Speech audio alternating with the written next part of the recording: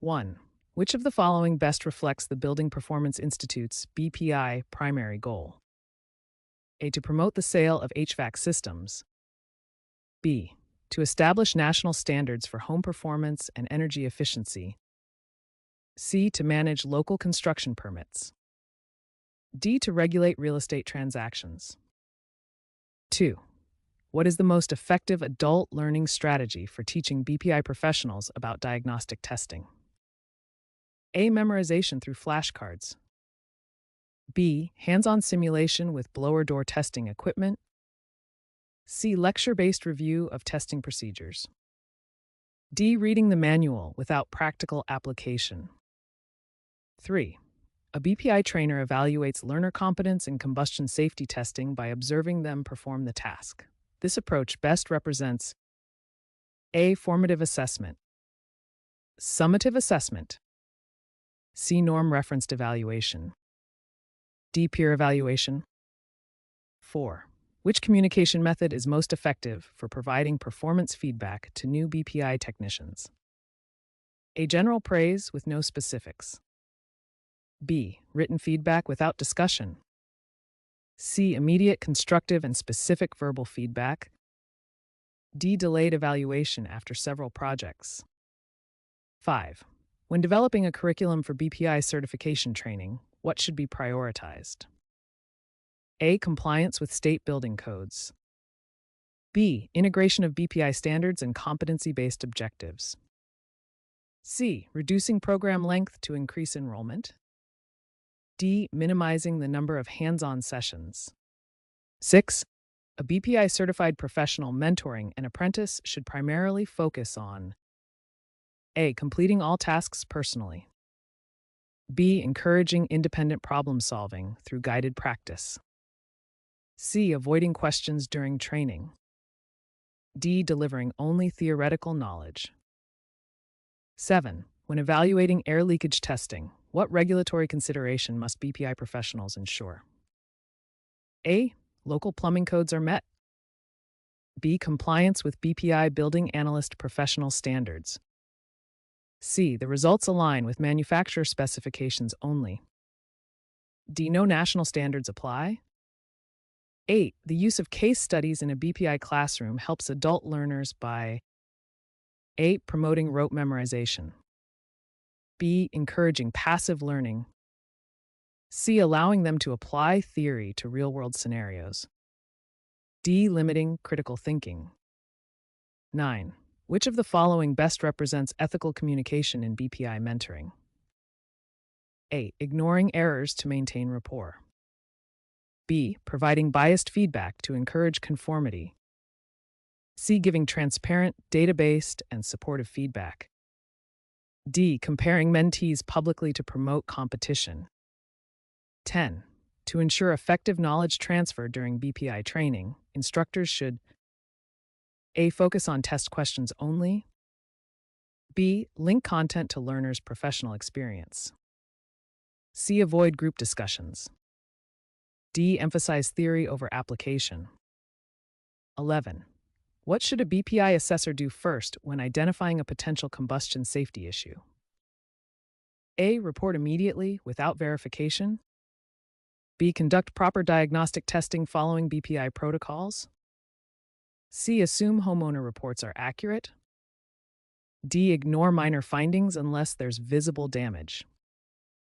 12. When evaluating course effectiveness in BPI training, which method is most reliable?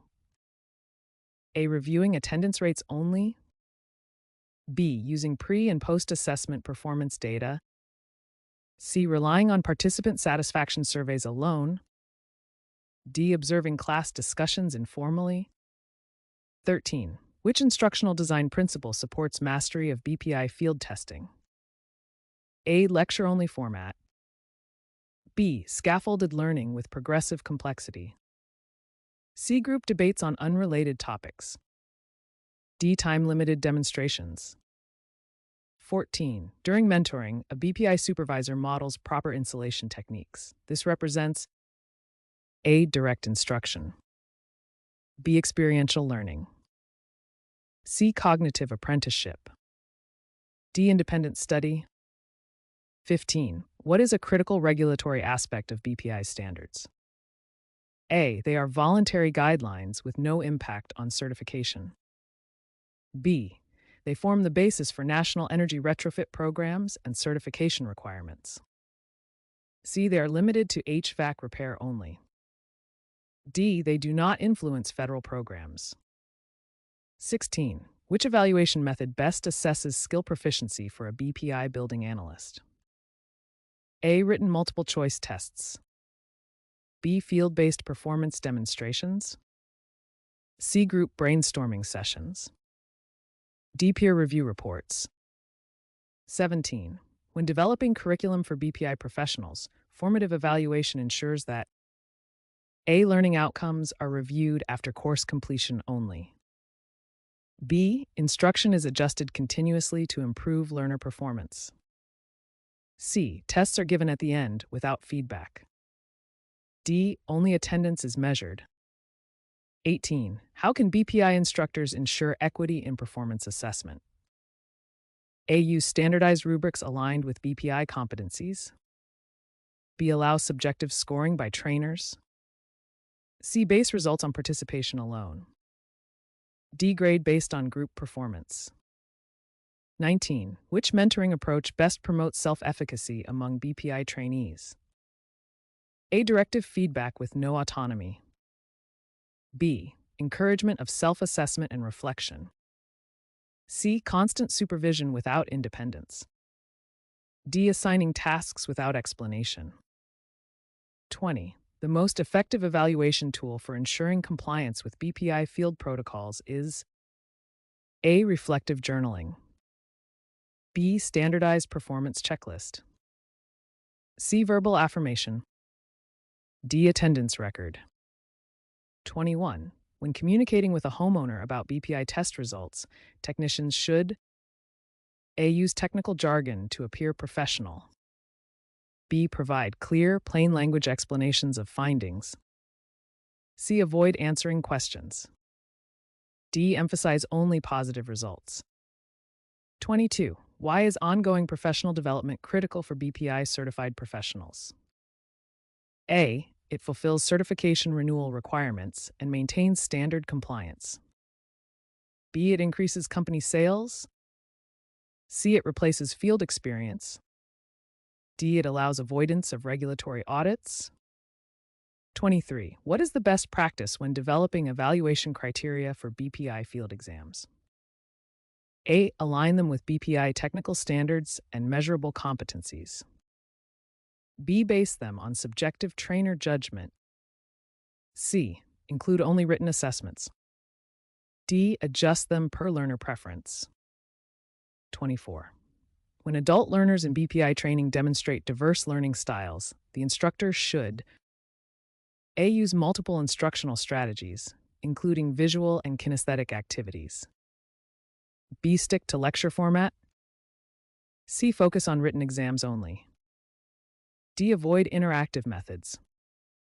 25. A BPI field mentor providing structured feedback during installation work is demonstrating A. Formative coaching. B. Summative evaluation. C. Performance appraisal. D. Self-directed assessment. 26. Which regulation most directly influences BPI energy audit procedures? A. EPA Clean Air Act. B. BPI National Standards for Home Performance. C. OSHA Construction Safety Act. D. State Building Code Amendments. 27. What role does communication play in BPI performance assessment? A. It is irrelevant to technical testing. B. It ensures accurate data collection and client understanding. C. It replaces diagnostic verification. D. It reduces field documentation. 28. Which adult learning principle supports self-directed study in BPI certification programs? A. Andragogy. B. Behaviorism. C. Classical conditioning. D. Constructivism only. 29. When mentoring a BPI candidate, allowing them to make controlled mistakes helps with A. Memorization. B. Experiential learning and critical problem solving. C. Reducing engagement. D. Minimizing reflection. 30. Which assessment type best measures comprehensive understanding of BPI standards? A. Closed book quiz. B. Portfolio assessment of field performance and written work. C. Peer interviews. D. Attendance-based certification. 31. During curriculum planning, alignment with BPI's competency model ensures learners achieve measurable performance standards. B. Trainers have less flexibility. C. Tests are shorter. D. Course content remains theoretical. 32. A BPI trainer observes consistent errors in students' diagnostic reports. What should they do? A. Provide targeted reteaching and guided practice. B. Ignore minor inconsistencies. C. Extend the course without modification. D. Increase grading penalties only. 33. Which mentoring outcome demonstrates success in BPI professional development? A. Mentees apply energy efficiency diagnostics accurately and independently. B. Mentees memorize test items. C. Supervisors complete all assessments alone. D. Mentees depend entirely on mentors. 34. When designing a BPI continuing education module, which instructional method most effectively enhances long-term skill retention among adult learners? A. Periodic scenario-based refresher training with feedback. B. Annual written tests without discussion. C. Self-paced reading with no assessment. D. Group lectures with no interaction. 35. During a BPI field evaluation, the assessor notices unsafe ladder usage. What is the correct professional response? A. Ignore it since it doesn't affect diagnostic results. B. Document and address it immediately according to BPI safety and compliance standards. C. Wait until the end of the audit to mention it. D. Allow the trainee to continue without correction.